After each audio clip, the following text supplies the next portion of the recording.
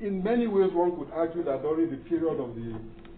60s to the 80s, we were confronted with a very complicated picture of the research policy nexus. It would be wrong for us to claim that there was no interface between research and policy processes.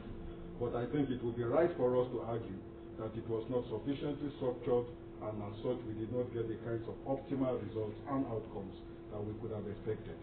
Enter the crisis of the 1980s, and what we experienced across the continent was both an erosion of the domestic policy process and institutions, together with the onset of a deep-seated crisis, perhaps even more than the crisis that we thought we had seen in the 70s, a deep-seated crisis in the higher education system itself. And a twin process which perhaps more than we had known in the 60s and 70s further widened the gulf between the policy communities and the research community on the continent. As structural adjustments took hold across the continent, the authors of the adjustment program found that they did not have constituencies in the African higher education system. As you come to talk to academics, you come from the World Bank and the IMF, and you want to tell them about the necessity for reform. And many of them are either left-wing Marxist academics, or they are Keynesian economists. Don't forget that the post-war 1945 period was a Keynesian-dominated order in economic thinking, state interventionism, expansive fiscal policy, and the rest. And essentially the notion of the absence of capacity,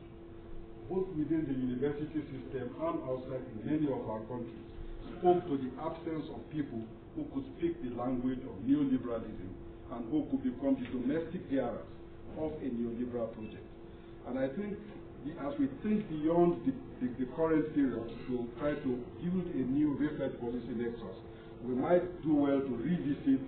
the effort and the investment which was made by the Bretton Woods systems in order to build constituencies for their own types of policy within the African university system and outside of that system, including making for mobility of a particular kind through the AERC and more recently a project in the social sciences which DFID is cooking up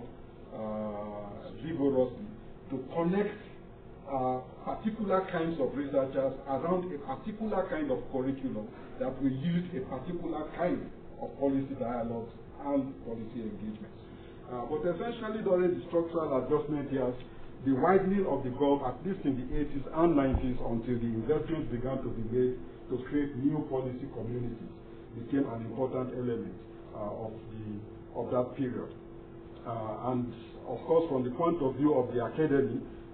there was really very little point, except for political purposes, of engaging any domestic policy process, because